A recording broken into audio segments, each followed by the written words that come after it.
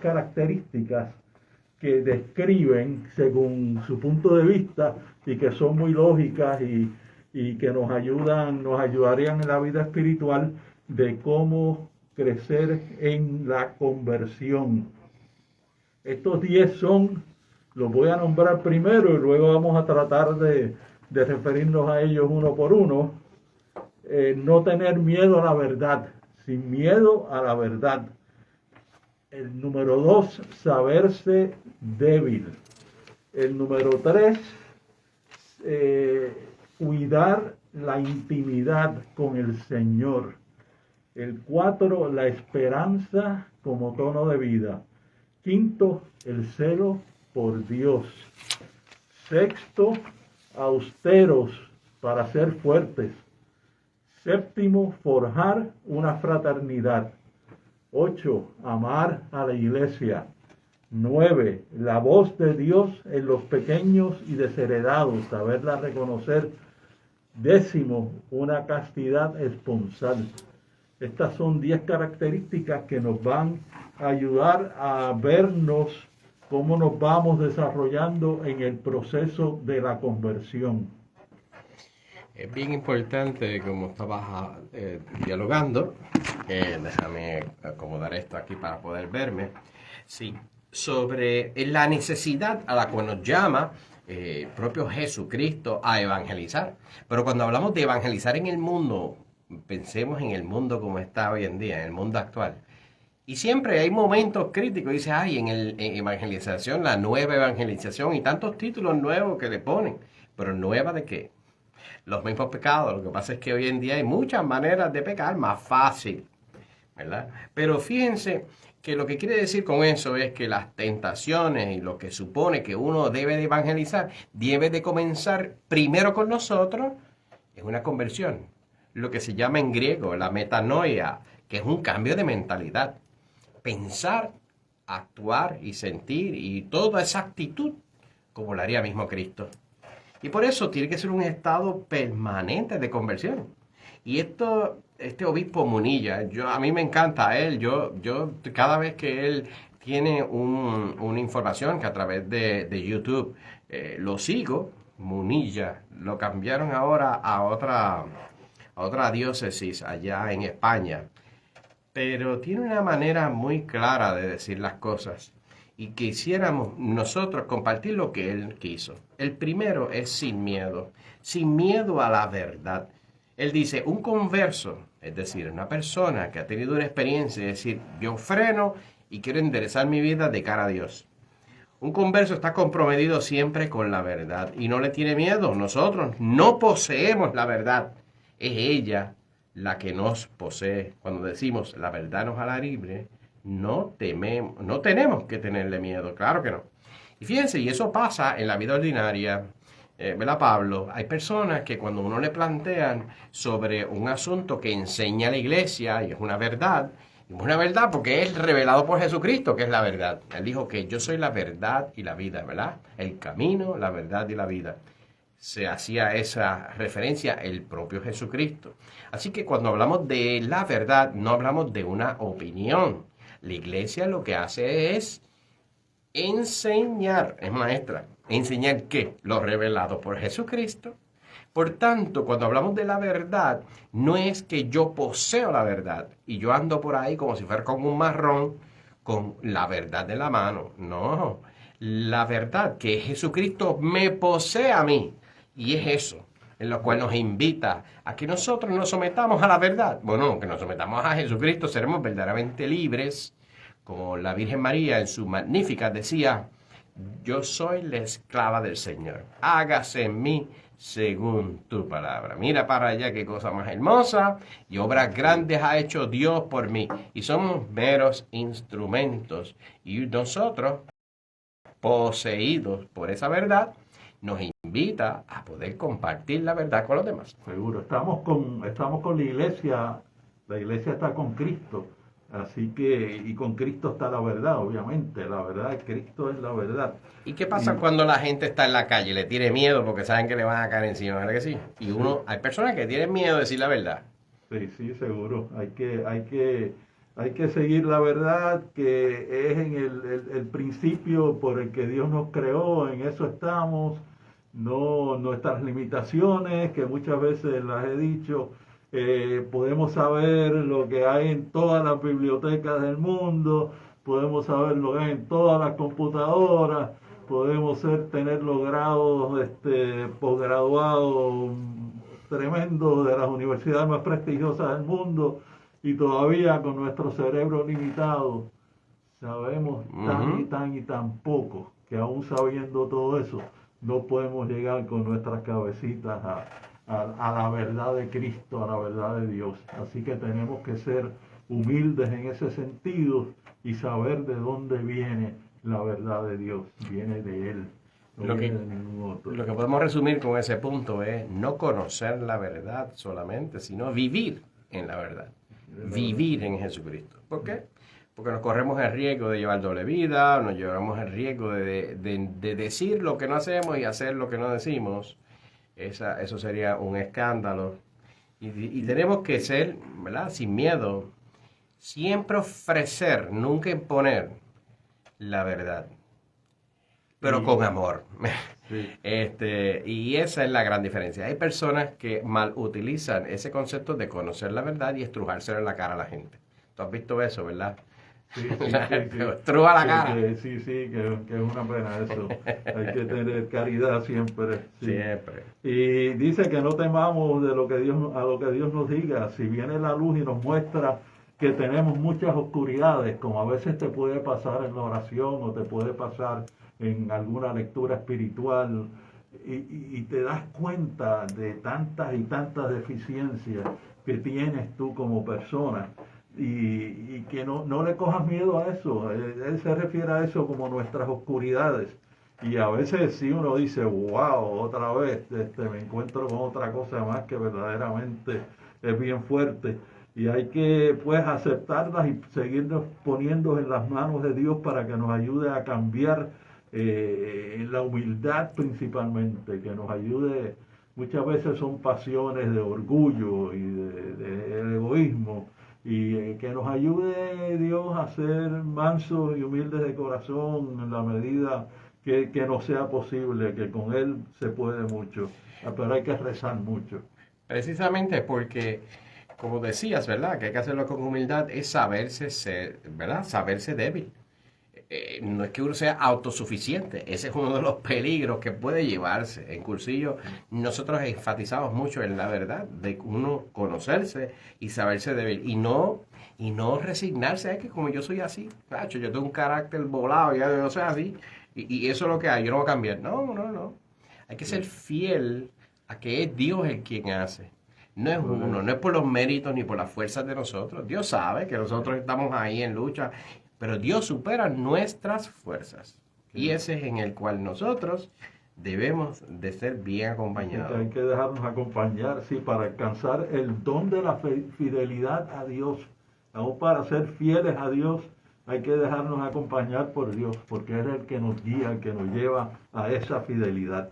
Ahí Monseñor cita al Papa Francisco, dice que una de las frases que más le ha impresionado del Papa, que dice que es la fidelidad, y el Papa dice es la debilidad bien acompañada. Precioso. Es la debilidad bien acompañada. Excelente. Por nuestro Señor. Le puse 5 estrellas. Sí. No somos Superman y no podemos. O sea, hay que estar con ese acompañamiento espiritual de Dios y de los que nos puedan ayudar a estar con Él, a superarnos en esa relación con el Señor.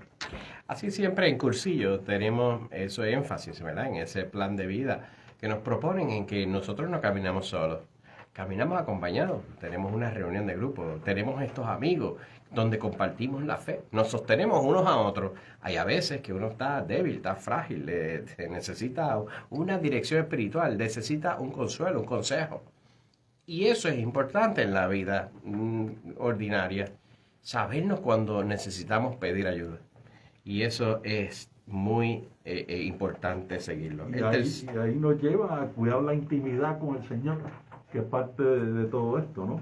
que Jesús no sea en nuestras vidas, dice él, solamente una teoría, sino que sea una experiencia personal, que sea nuestro amigo íntimo.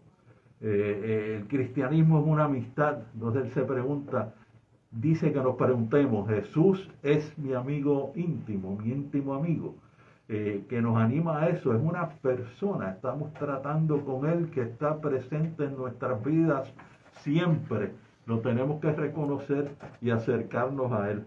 Entonces ahí de nuevo nos lleva a lo de la vida de la oración, y dice que, como hemos hablado en otras ocasiones, la vida de oración no es algo que se realice sin resistencias interiores.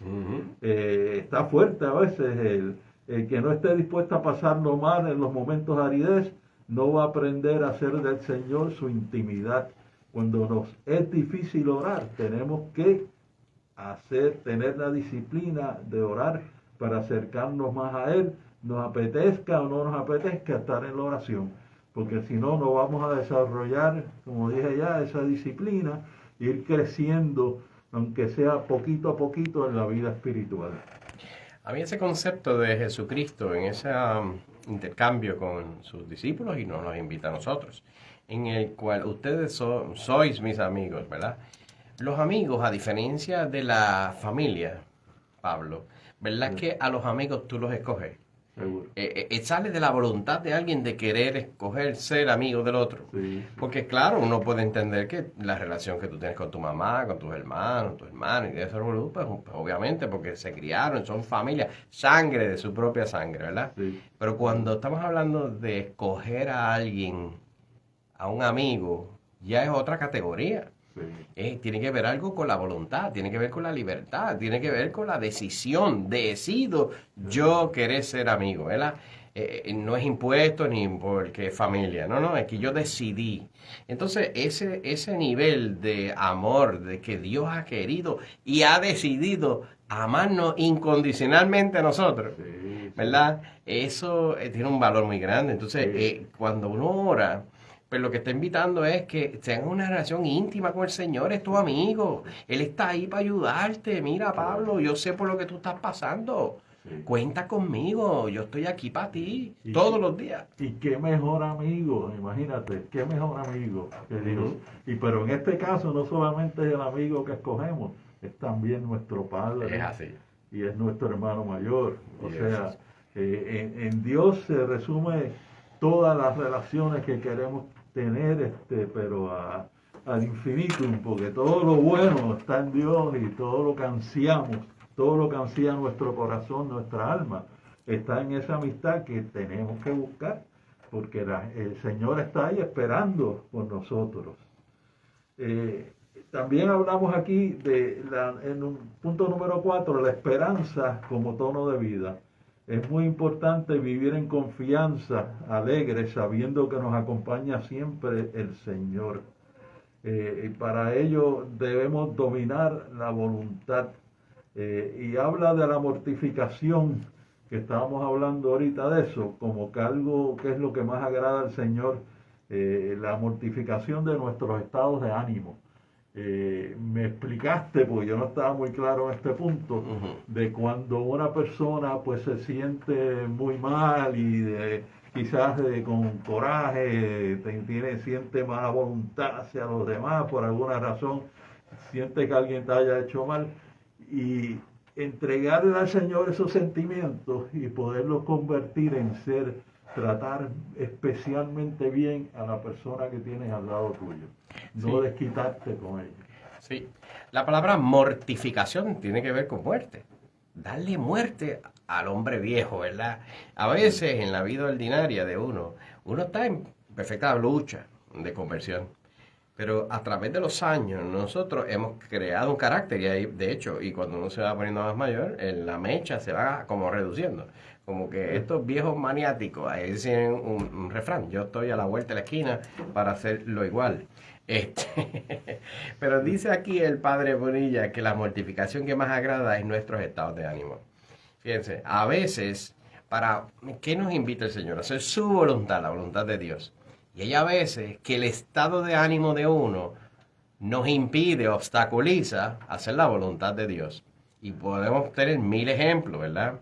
Porque uno puede fallar en dos cosas bien importantes que el ser humano falla, la voluntad de Dios. Hacer algo malo o no hacer algo bueno. Y a veces que el estado de ánimo, yo estoy así, mira, como decía aquí al principio, vivir en confianza y alegres, sabiendo que nos acompaña siempre el Señor. Pero hay a veces que la vida nos da unos jamaquiones bien duros y entonces la alegría se nos va. O la confianza, Dios, yo creo que por más que yo he tratado de servirle, a veces me manda unas pruebitas que yo estoy dudando de la confianza, dudando y no estoy alegre y saber que Dios me tiene abandonado. Entonces, ¿qué pasa? Esos son estados de ánimo que impiden, ¿verdad? Y son contradictorios. ¿Y qué pasa? Dios sabe eso, que nosotros somos débiles, ya lo dijimos antes. Pero Él lo que quiere es que uno haga este gesto. Cuando uno se ayuna, ¿verdad? Uno se priva de algo, prefiriendo comer, que es fundamental para sostener la vida, y uno se mortifica, no que me voy a morir, ¿verdad? Pero mato ese apego desordenado, esa pasión desordenada con tal de agradar a Dios. Y si cuando, por ejemplo, uno está en un estado de ánimo, por las razones que sean, está pasando por un momento difícil, pero alguien viene hacia ti a pedirte que le infundas alegría. Y tú dices, rayo, yo que la estoy pasando, pero... Y entonces tú lo ofreces. Dices, Señor, yo quiero matar a este hombre viejo que me deja llevar por este desespero, desconfianza, falta de alegría. Y traducir eso con la ayuda de la gracia de Dios para infundirle a aquel otro confianza, alegría y saberse amado siempre y acompañado de Dios. No es tarea difícil, por supuesto, para nosotros es difícil, pero para Dios no hay nada imposible y eso es lo que Él quiere. Por eso siempre hay que repetirlo, siempre ponerse a las manos de Dios y ponerse a las manos de Dios a través de la oración, porque por nosotros está difícil. El celo por Dios es el quinto punto. Dice la importancia de estar en sintonía con Jesús. Mi corazón está hecho para amar. Y está hecho para amar, debe sufrir y amar con Cristo. Sufrir cuando vemos al hermano sufriendo, como sufriría Cristo, amar como ama Cristo a los demás hermanos, hacer por ese hermano sufriendo lo que uno pueda. Y gozar con lo que le hace gozar al corazón de Cristo. Al corazón de Cristo, sí. El hecho de que gocemos con las conversiones de la gente, dice, es una buena señal de que vamos en el camino de la conversión. Cuando no se siente celo del amor de Dios, se suelen tener celos, envidia, comenta él. O sea que lo más importante en nuestra vida es Dios, y en nuestro corazón está hecho para amar. Precisamente mañana vamos a participar en un cursillo, vamos a estar trabajando este fin de semana y es una actividad de conversión. Y por supuesto, el último día, pues uno se siente tan gozoso, aún que supuso muchísimo esfuerzo físico, espiritual y de todo, pero con la satisfacción de saber y ver la conversión de un ser humano. Es una experiencia hermosa porque uno se lo goza porque Jesucristo está gozoso. Y ese debe ser el caminar de nosotros siempre. Y el punto número 6, Juan Carlos, austeros para ser fuertes. La verdad que nos ha tocado, como dice él, vivir en un tiempo de mucha abundancia y somos muy blanditos.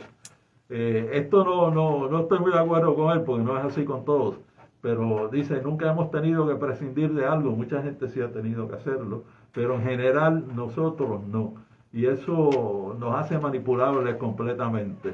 No tenemos capacidad de soportar la adversidad, cuando se nos hace algo un poquito difícil ya estamos resbalando. Por eso es básico que nos ejercitemos en la austeridad. Si yo puedo vivir con menos, voy a disfrutar de hacerlo y lo voy a traducir en obras de caridad. Eso es correcto. Sí, hay una actividad que hacen en la parroquia que se llama Compass, sí. Y es que te invita al manejo del dinero y te enseñan que todo lo que tú tienes le pertenece a Dios. Nosotros somos meramente administradores. Y entonces, ¿qué pasa? Hay personas, voy a dar un ejemplo, ¿verdad? Un ejemplo. Hay personas que les fascinan los zapatos, especialmente a las mujeres. y tenemos apenas 2 pies, ¿verdad? Sí, Zapatos sí, para sí, 2 sí, pies. sí, sí. Y a veces en el closet tienen 25 pares, por decir un ejemplo, y eso estoy siendo módico. Sí.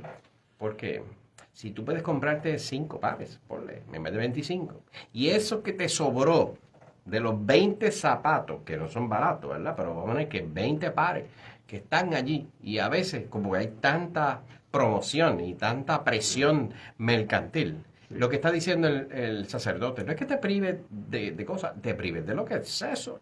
Porque ¿para qué tú quieres 25 pares? O sea, me parece que hasta cierto punto dice, tú estás privándole de lo que tú pudiste haberte ahorrado esos 20 pares de extra que estás de más.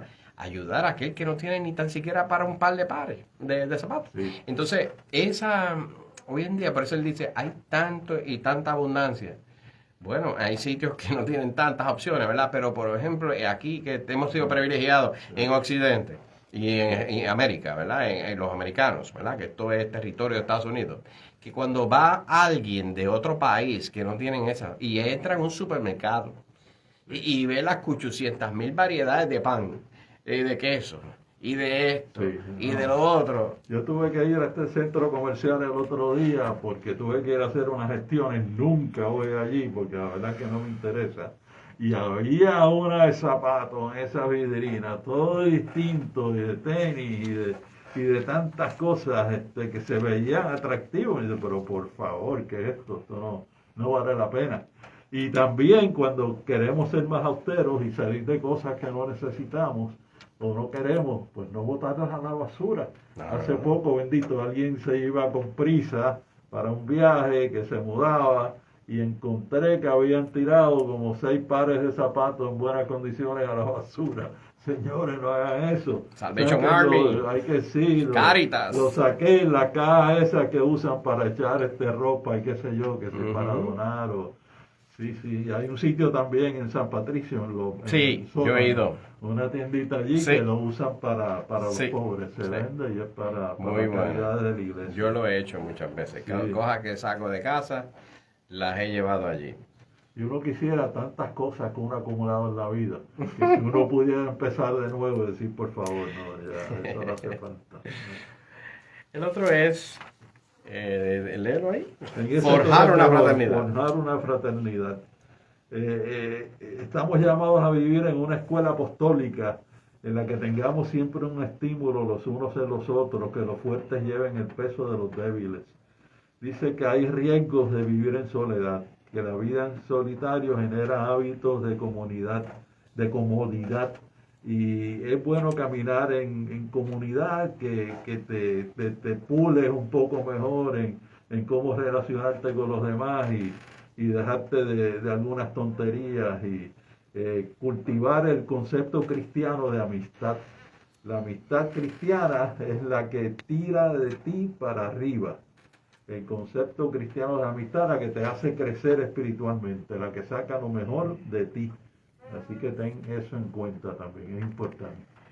En Cursillo nosotros promovemos lo que se llama reunión de grupo. Es una reunión de amigos. Una reunión de amigos que vivimos una experiencia en Cursillo y para perseverar en la vida de la gracia nos ayudamos, nos compartimos y lo hacemos de una disciplina de muchas veces, una vez en semana, para saber que nosotros no podemos quedarnos solos, al contrario. Porque tú no sabes cuánto puedes ayudar a aquel otro o cuánto te puedes ayudar tú queriendo ayudar a otro. La escena de esta, como dice el padre, ¿verdad? Dice, la amistad cristiana es la que te tira de ti para arriba. A mí me recuerda y me gusta mucho, tú sabes en el evangelio que está aquel paralítico y vienen estos amigos y lo llevan en la camilla y hacen hasta un boquete en el techo, te tiran para arriba para ese encuentro. Supuso muchísimo esfuerzo de unos muchos amigos para hacer algo heroico, para llevarlo a los pies del Señor. Sí. Y también el número 8, amar a la iglesia. Las dificultades por las que atraviesa la iglesia no nos pueden provocar desafección, nos dice él, y dice que no podemos perder nunca la confianza en la iglesia, que si conocemos la historia de la iglesia, la debemos conocer para saber que ha habido momentos durísimos, aún muchos más duros de los que hay ahora. Explica el obispo. Y la iglesia siempre sale adelante. La iglesia ha recibido el don de Dios de salir de estas situaciones porque es discípula de aquel que salió del sepulcro y resucitó. Imagínate cómo la iglesia no va a poder superar todas esas dificultades. Y hablando de dificultades, está el noveno que dice la voz de Dios en los pequeños y desheredados. Precisamente la razón de la iglesia de atender a aquellos desvalidos, los que no han acogido, es la iglesia, la institución de la iglesia católica, la que más bien ha hecho en la historia de la humanidad. Si conocemos lo que conocemos hoy en día como un concepto de lo que es un hospital, de lo que es una escuela, de lo que son los orfanatorios, de lo que son aquellos hogares de enfermos como Madre Teresa de Calcuta, que los recibe, esos son expresiones de la iglesia que caminan, la expresión de Dios mismo, Cristo que se ha quedado con nosotros todos los días y lo hace para no abandonar a nadie y darle el testimonio de saber que Él está vivo y está vivo en nosotros. La alegría de los pobres, Él dice que había cuentos que Él iba a África en unos sitios pero bien pobres, y tú veías el gozo de esa gente. ¿Saben por qué? Porque esa gente se gozan de lo poquito que tienen y le dan gracias a Dios porque saben que eso es que Dios ha querido tener misericordia con ellos.